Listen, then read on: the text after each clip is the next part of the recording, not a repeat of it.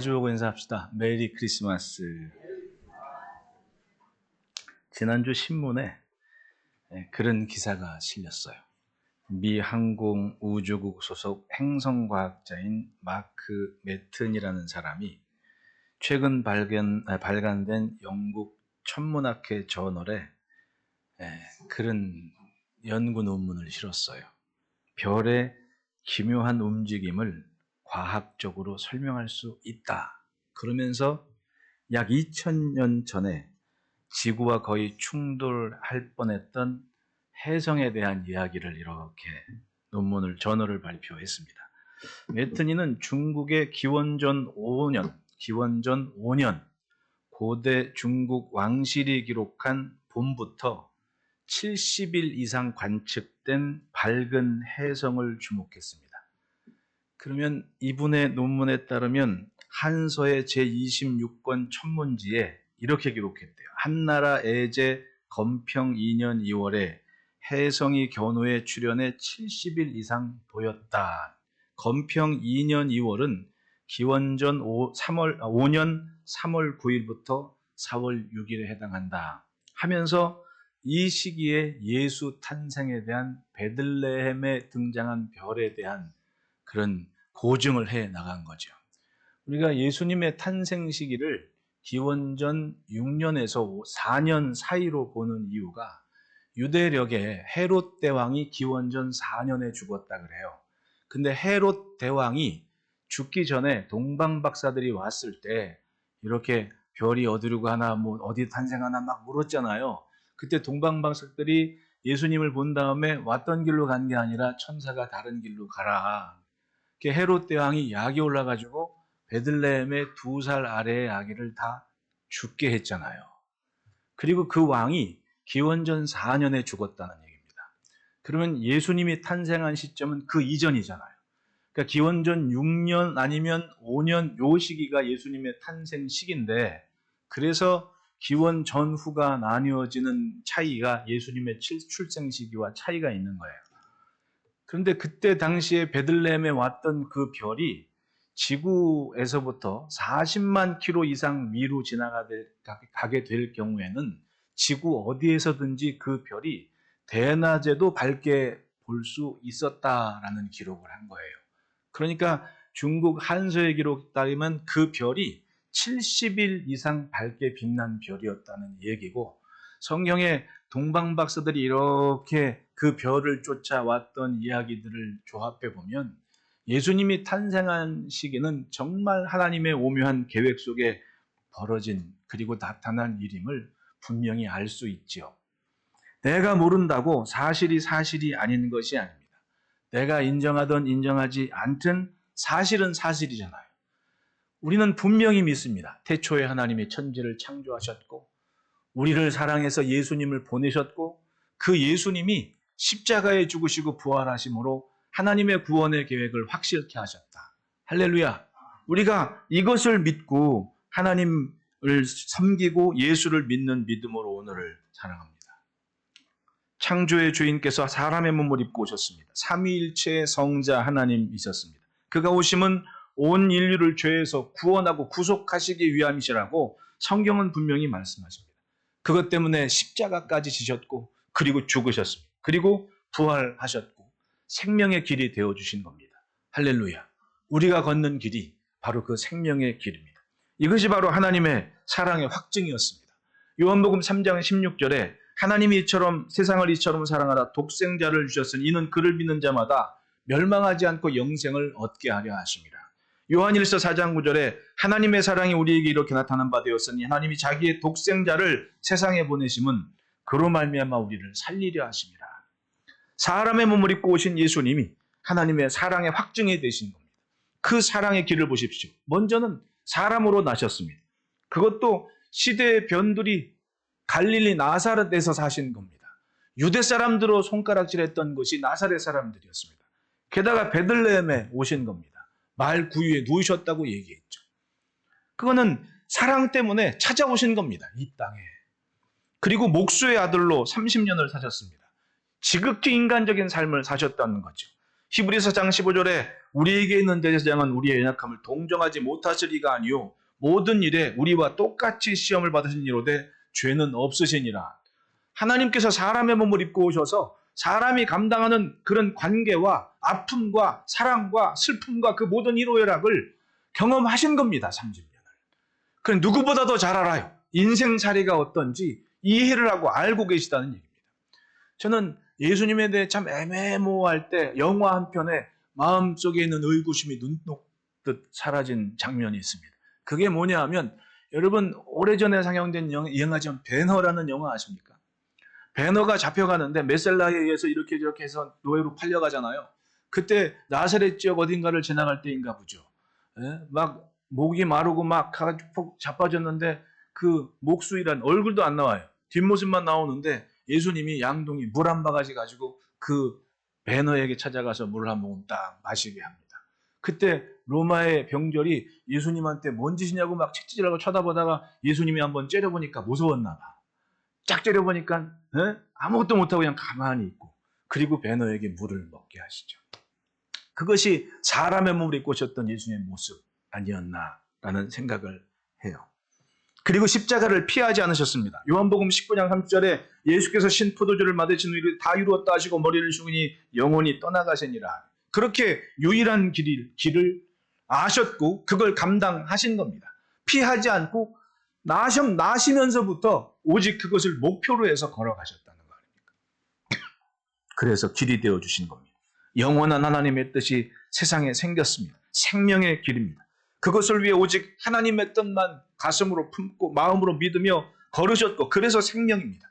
처음엔 구유에 놓으셨지만 그 모든 일을 이루신 후에 하나님 보좌 우편에 앉으셨고 그 후에 인류는 하나님과 화목해 되는 유일한 역사를 완성하신 겁니다.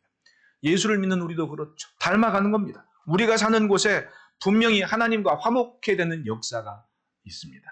쉽게 말해 마주보고 인사합시다. 사이좋게 삽시다.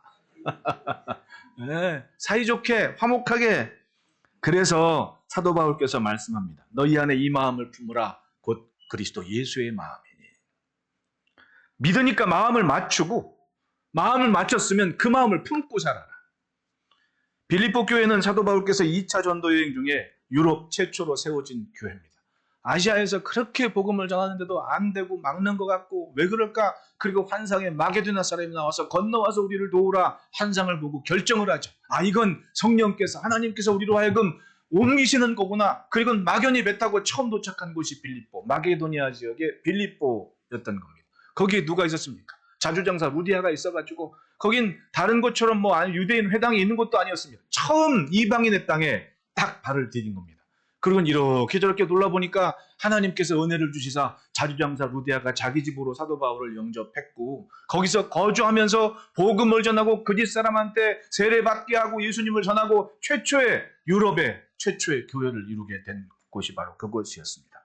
그런데 이 마게도나 지역의 빌립보는 사실은 거슬러 올라가면 주전 356년 이쯤에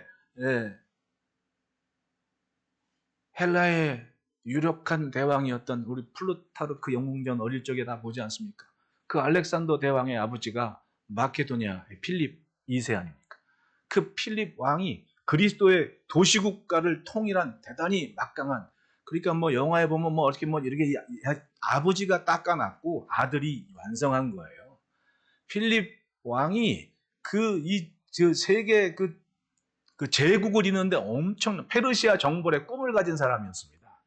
아버지가 다 닦아놓은 거예요. 왜냐하면 그 빌립보 지역이 금강이 있어가지고 그 금 가지고는 막강한 군사력을 유지를 할 수가 있었던 거예요. 예나 지금이나 돈이 있어야 군대가 돌아가요. 그러니까 그 금강을 힘으로 해가지고는 군대를 딱 양성해가지고 그리스 지역의 도시국가들 다 통일한 왕이 필립 2세였던 거예요. 근데 왕실 근위병 하나가 어떻게 해가지고는 급작스럽게 죽은 바람에 알렉산더가 20살인가 이때 덜컥 왕이 돼가지고는 아버지가 못한 일을 이루어가는 얘기 아닙니까? 근데 이제 나중에 후에 로마가 그곳을 차지한 다음에는 하도 금을 뺏어가지고는 금이 없어졌어요. 그러니까 이젠 거의 폐광이 됐고 그냥 명목만 유럽의 중요한 교도보다 전력적으로 지리적으로 굉장히 중요한 위치다라는 것만 남은 때가 사도 바울이 그곳에 도달했을 때, 아마도 자주장사 루디아가 거기서 살았던 이유도 유통망에 굉장히 중요한 위치니까 그곳에 있지 않았나라는 생각을 해요. 그런 도시가 빌립보인데 거기에 복음이 전해졌고 이제 이방인 지역 아닙니까? 예수를 믿는데 지난 시간에 골로새에도 살펴봤지만은 이방인들이 예수님을 믿은 다음에는 설왕설래 말도 많고 일도 많고 의심도 많고 복잡한 일이 많은 겁니다. 감옥에 갇힌 사도 바울께서 그런 얘기 저런 얘기 막 들으니까 편지를 한 겁니다. 야, 이렇게 저렇게 하니까 너는 기뻐해라. 항상 기뻐하고 아무리 곤란하고 힘들어도 쉬지 말고 기도하면서 잘 기쁨과 평안 가운데 너희를 만들어가는데 무엇보다도 예수님의 마음 가져라. 예수님의 마음 가져라. 가만히 보면 우리가 살며 하나님을 섬기고 교회를 섬기고 성도를 섬기는 일에 있어서 예수님 마음 아니면 어떻게 감당하겠습니까? 가만히 보면 예나 지금이나 우리 안에 주님의 마음이 없으면 우리는 그냥 저 밖에 있는 세상 침묵계만도 못한 거예요. 오직 차이가 있는 것은 이 안에 예수님 계시고 예수님을 믿는 그것 때문에 정말 믿음의 공동체가 돼서 같은 말, 같은 마음, 같은 뜻을 품고 하나님의 나라를 섬기며 사는 겁니다. 빌립보 교회는 그 후로도 사도 바울을 재정적으로도 후원하면서 유럽의 복음 전파를 위해서 굉장히 헌신하고 수고를 했습니다. 여러분, 일을 열심히 한다고 잘한다고 해서 문제가 없는 것이 아닙니다. 때로는 다툼도 있고 갈등도 있고 의견이 달라도 뭐 복잡한 일도 있지만은 중요한 건 한 가지죠. 예수님 마음, 즉 같은 거 하나만 목적이 같으면 그 모든 것이 하나로 갈 수가 있는 거예요. 근데 그것이 없으면 맞아요. 4분 5를 나눠줄 수밖에 없는 겁니다. 다 남의 일이 돼버리는 거예요. 그것이 바로 주님의 일입니다. 우리가 무엇 때문에 예배하고 무엇 때문에 주의 몸된 교회에서 섬김의 한 귀퉁이를 감당합니까? 그건 예수님 때문이고 오직 예수. 마주보고 인사합시다. 오직 예수.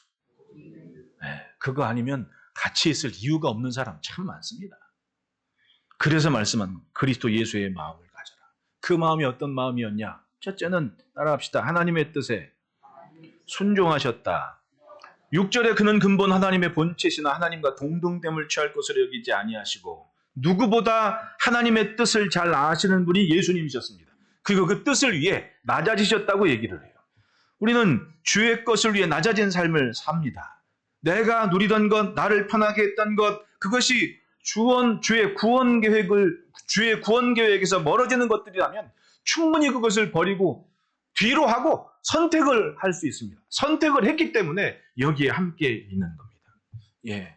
요즘은요, 시간, 내가 주를 향하는 시간이 결코 쉽지 않아요. 얼마나 촘촘하고 바쁘게 지나갑니까? 우리나라는 정말 빠르게 스피디한 나라가 우리나라입니다. 공부도 그렇고 뭣도 그렇고 아주 최첨단이에요. 세계에서 내놓으라 하는 자동차 회사도 신제품 출시하면 우리나라부터 하지 않습니까? 예?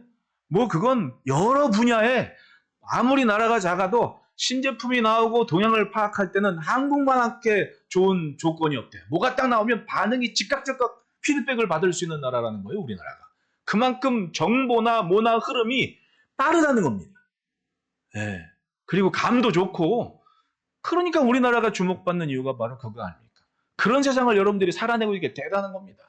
또 한 번 축복합시다. 마주보고 잘하고 있습니다. 네, 잘 살고 있는 겁니다. 뒤처지지 않고 쫓아가는 거. 그러니까 외국에 한 2년 살다가 들어오면 못 쫓아가겠는 거예요. 다시 나간 사람 많습니다. 야, 이 동네가 이랬어? 이런 사람들. 그런데 예배에서만큼은, 하나님을 대하는 삶만큼은 절대로 타협하지 않습니다. 이거는 예배야. 이거는 주의 것이야. 그러니까 내 눈에 보이는 것이 아니라 이 시간이 귀하기 때문에 주의 이름으로 함께 모여서 주님을 섬깁니다. 그것이 이 땅의 교회의 모습 아닙니까? 맞아요. 불편한 게 많습니다. 그 딱딱한 의자에 오래 앉고 싶습니까? 요즘 같은 때? 아니, 돈만 원만 주면 좋은 카페에 가서 분위기 있게 음악 만들고 조명도 좋고 막. 나도 사실은 오늘 이 관현악 부위에 딱 하는 거 보니까 참, 야, 좀 여건만 되면 관현악이 이렇게 멋있게 연주를 할 때 저 영상에 장비만 있었으면 한 15분짜리 예수님 영화 쫙 들어갔으면 진짜 멋있었을 텐데. 어느 방송국 못지않을 때 나는 생각이 들더라고. 아이디어는 많아. 근데 돈이 없어. 아이, 참, 그게 참 아쉽네. 여러분, 불편해요. 모자람도 있어요. 근데 그럼에도 불구하고 하나님을 향한 삶을 포기하지 않고 내치지 않습니다. 왜? 예수님 때문에, 예수님 때문에. 이건 하나님의 시간이고 하나님을 향한 삶이기 때문에 그럽니다. 내 마땅히 누리는 건 내가 알고 있는 것이 저만큼 가더라도 내가 이것만큼은 포기하지 않습니다 하는 그 믿음이 하나님을 향한 삶이라는 거예요. 그것이 하나님의 뜻에 순종하신 예수님의 모습입니다. 모르셨겠습니까? 창조의 하나님이신데 인류를 지금은요, 창세기 13장의 죄나 지금의 죄는 똑같아. 말만 바뀔 뿐이지. 네? 전혀 바뀌는 게 없습니다, 세상은. 그런 세상에 주님이 오셔서 여전히 생명의 길을 보장하고 계시는 게 아니면 벌써 끝났죠. 근데 여전히 기회를 주시지 않습니까? 왜? 이것이 하나님의 뜻이고 한 심령이라도 회개하며 천국에 이르기를 원하신 주님 마음 때문에 그런 거예요. 여러분, 내 앞에 있는 일이 무엇이건 하나님의 뜻을 알면 그 뜻에 순종하며 영광 돌리는 삶이기를 축원합니다. 둘째로는 따라합시다. 목적에 맞춰 같아지셨다. 7절에 오히려 자기를 비워 종의 형체를 가지사 사람들과 같이 되셨고. 여러분, 사람 사는 게 그렇잖아요. 성격 따르면 보기도 싫어. 수준 따르면 만나지도 않아. 이게 사람과의 관계 아닙니까? 그런데 예수님은 어떻게 되셨습니까? 자기를 비웠다고 얘기를 해요. 맞아요. 나를 비우지 않으면 사람 못 만나요. 나를 비우지 않으면 봉사도 못해.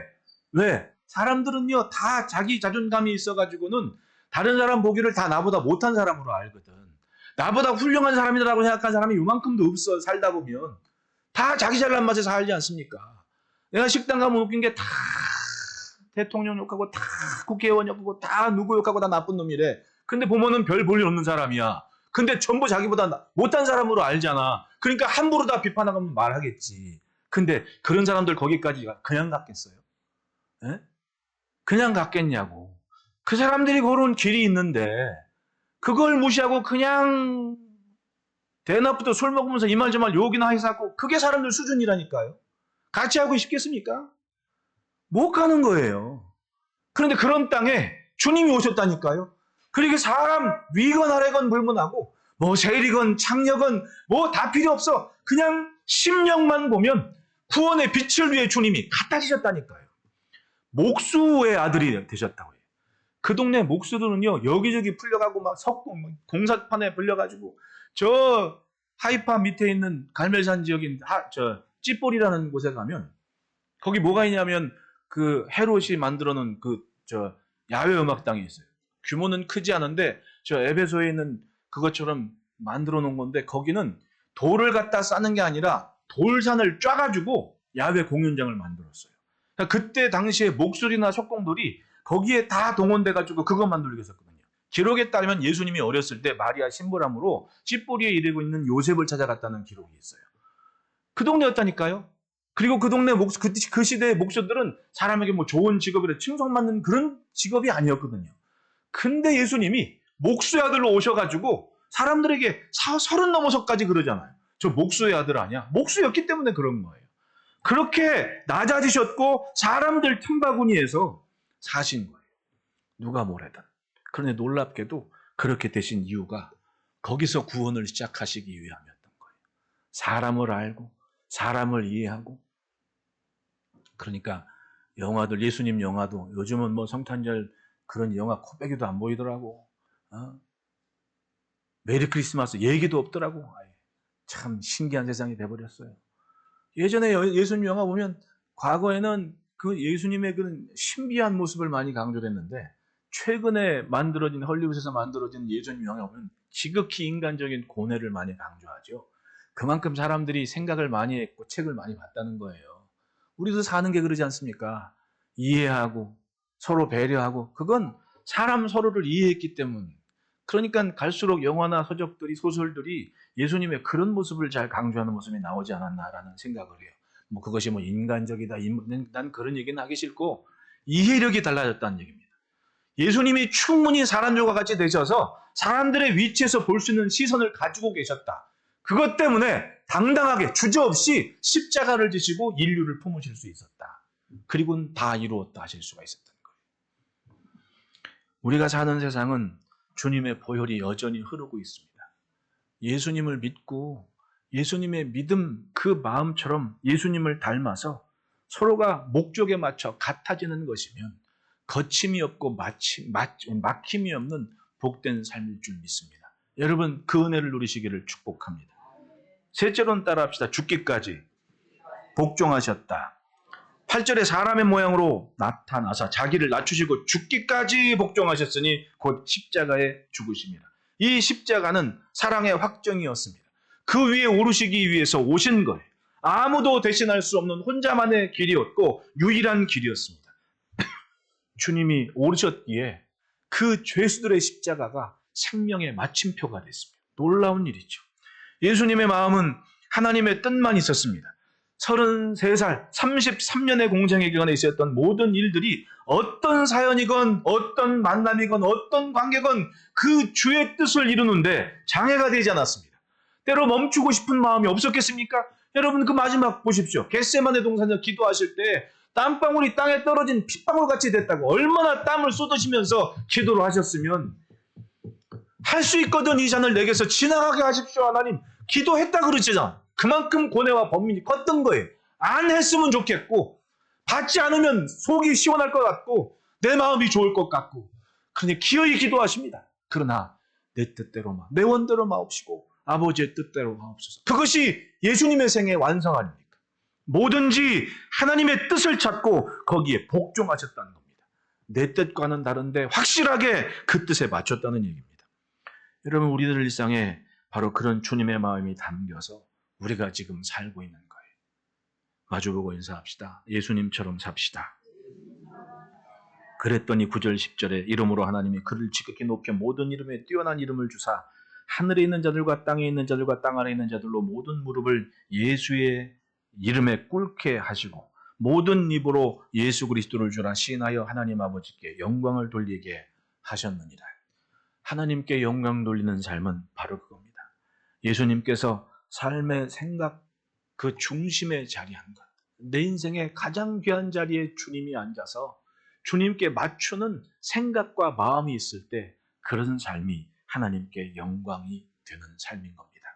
여러분 우리는 지금도 하나님께서 허락하신 시간만큼 살고 있는 겁니다. 사람이 참 아둔한 게 마치 마땅히 있는 게 없는 것처럼 살아가요. 죽음의 시간은 누구에게나 있거든요. 그건 피해가지 않습니다. 예, 아무리 불로 장생을 해도 언젠간 죽는 거거든요. 누구에게나 있는 시간입니다. 근데 그 시간이 없는 것처럼 살아요. 신기하게도. 근데 믿음이 있는 사람들은 그 시간이 잔칫날이 되고 소망의 날이 되죠. 왜냐하면 그렇게 살았기 때문에 그런 거예요. 주님 뜻을 품고 주의 영광을 위해 걸어온 길에 후회가 없는 겁니다. 여러분 마지막을 인정한다면 오늘 후회 없이 주의 영광을 품는 복된 삶이기를 축원합니다. 그것은 예수 그리스도의 마음을 가진 자들에게 주신 은혜요 복입니다. 이 성탄절에 그런 마음으로 주님 우리에게 주신 시간들을 복되고 영광스럽게 감당합시다. 기도하겠습니다.